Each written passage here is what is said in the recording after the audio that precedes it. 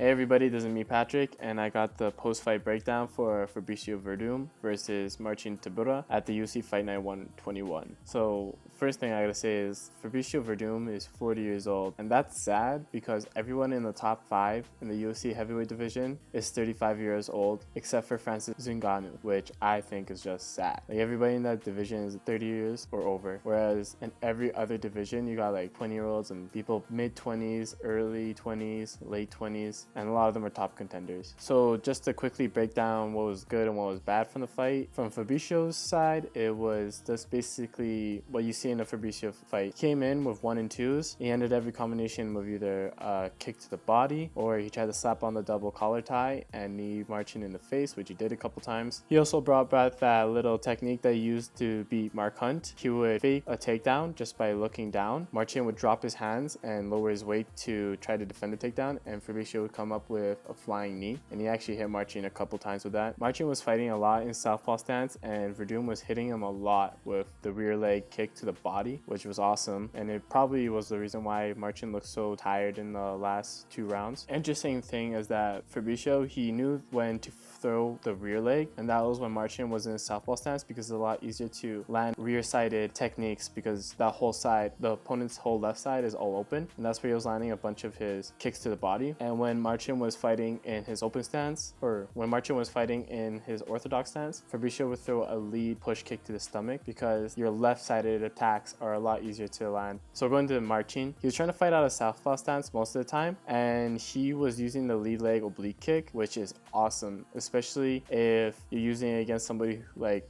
Fabricio Werdum, who's always marching forward. That's an easy way to stop him in his tracks, and actually in the 3rd round, Marcin lands a oblique kick that turns Fabricio's leg all the way in, and that looks so nasty. And actually another point during the fight, Marcin lands the oblique kick, and it literally bends Fabricio's leg backwards, like it hyperextends it, and you can see the exact same thing happening in the John Jones versus Rampage Jackson fight. In the 3rd or 4th round, Rampage is coming forward, and John Jones hits him with the oblique kick, and it bends his leg backwards, and it hurts so bad that Rampage actually looks at the ref, hoping that the ref will do something like say that John Jones can't throw those kicks. But equally, fighting out of the southpaw stance and using the oblique kick, it was good, but it opened up his whole left side to the Werdum body kick. So it was obvious that on the feet, what Marcin was trying to do was stay in southpaw and throw kicks to the lead leg of Fabricio to stop him in track, especially like low inline side kicks and oblique kicks. And since Werdum, he comes in with a very predictable 1-2, and he doesn't deal with that much defense. Like his shoulders aren't up, his left arm is usually hanging low, and his right arm is really always by his nipples. Marcin was trying to catch him with a counter right hook, but he really didn't have much success with that. Another thing was that Marcin, when he was fighting out of the southpaw stance, he would fake a takedown, and he caught Werdum multiple times with this. He'd fake a takedown and throw up a left high kick, and he caught Werdum clean like 3 times. So that shows that Marcin is pretty smart when it comes to fighting. He understands principles of setting up kicks off takedowns and takedowns off kicks, but also showed that Werdum has a hell of a chin. For a 40-year-old, that guy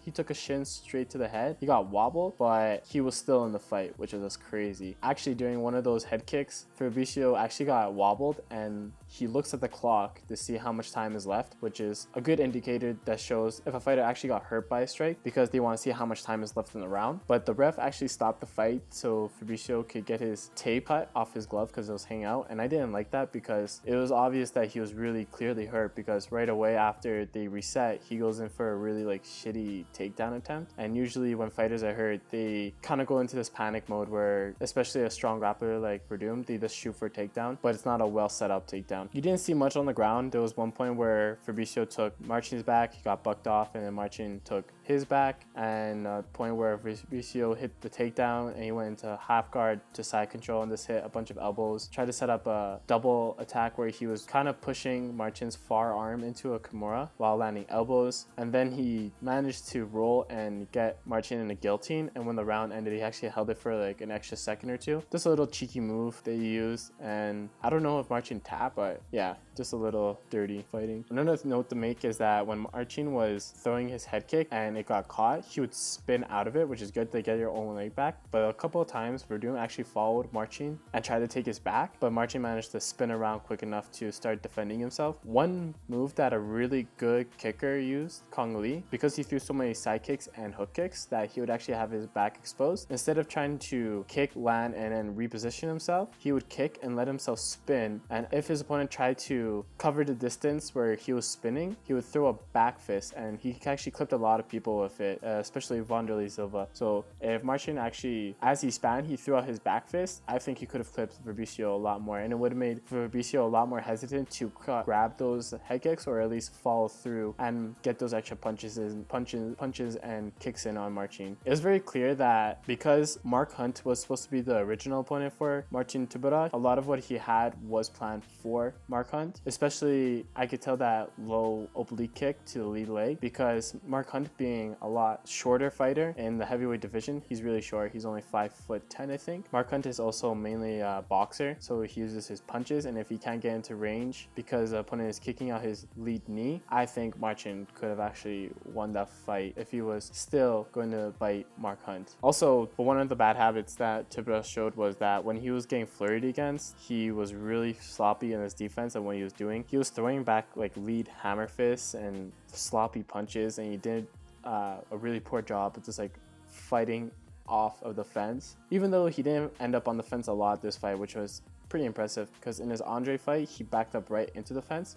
This fight he showed a little bit more awareness, and it wasn't until like the last 2 rounds where he was really exhausted that he found himself constantly on the fence. So he impressed me this fight. In his fight against Andre, I was really unimpressed, and I thought he was going to be just terrible against Werdum. But he showed a bunch of really good stuff. If he has good fight IQ, he understands what principles he has to apply to beat his opponents. It's just the execution just wasn't there. If he just sharpened up his striking under fire and pressure, and he added a back spin fist to his kicks, because I noticed that he really loves to set up the kicks in this fight, I think that he could for sure become a top 5 heavyweight or even a champion, since he's young. Well, young as in a heavyweight young, because almost all the heavyweights in the UFC are 40 years old.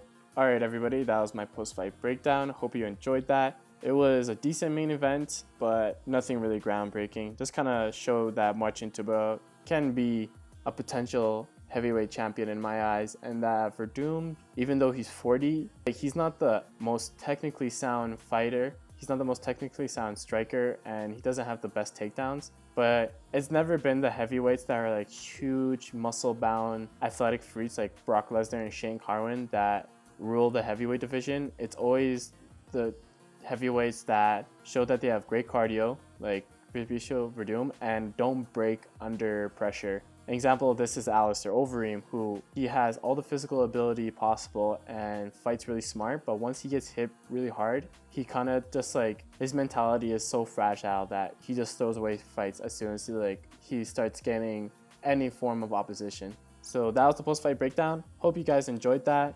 Leave a comment down below who you want to see Fabricio Werdum fight next, and also leave a comment on your thoughts of Marcin Tybura, whether or not you think that he has potential at heavyweight. Leave a like for this video if you liked it, and subscribe to the channel if you haven't already. This is Patrick. Peace.